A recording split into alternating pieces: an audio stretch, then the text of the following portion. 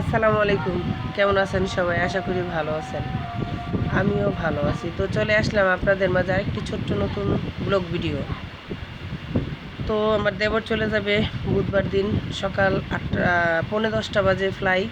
তো মঙ্গলবার দিন বিকালে বাসা থেকে চলে যাবে। তো হাতে আছে কালকের দিন সোমবার, আজকে রবিবার।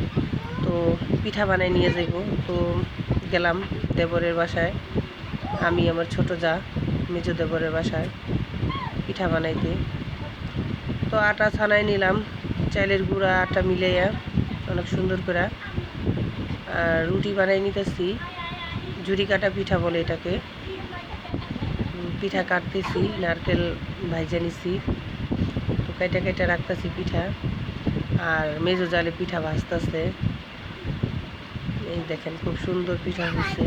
তো যে যেখান থেকে দেখতেছেন আমার ভিডিওটা ফুল দেখবেন, আর আমার চ্যানেলটাকে সাবস্ক্রাইব করে লাইক কমেন্ট শেয়ার করে দিবেন প্লিজ।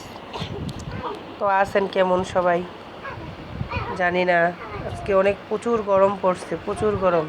তো আমরা তো গ্রামের বাড়ির মানুষ, গাছপালা অনেক কিছুই আছে, অনেকে ঢাকা থাকে, অনেক গরম। আবার অনেকের বাসায় এসি লাগানো আছে, তাদের কোনো টেনশন নাই। আসলে এক একজন এক এক রকম জীবনযাপন কাটায়, ঠিক না?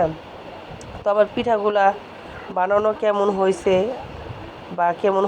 বা জানি না, খাইতে আপনারা তো আর খান নাই, যা বলবেন কিভাবে কেমন লাগলো, স্বাদ কেমন। আসলে পিঠাটা খাইতে স্বাদ লাগবো, কারণ এই পিঠা সচরাচর এমনি অনেক মজা হয়। তো সবাই কমেন্ট করেন আপনারা এই পিঠাটা কিভাবে বানান। আর আমরা এই পিঠাটা এইভাবেও বানাই, আবার আরও ছোট ছোট করেও বানাই। মানে এক এক ডিজাইন করে বানানোও যায়, কোনো সমস্যা নাই।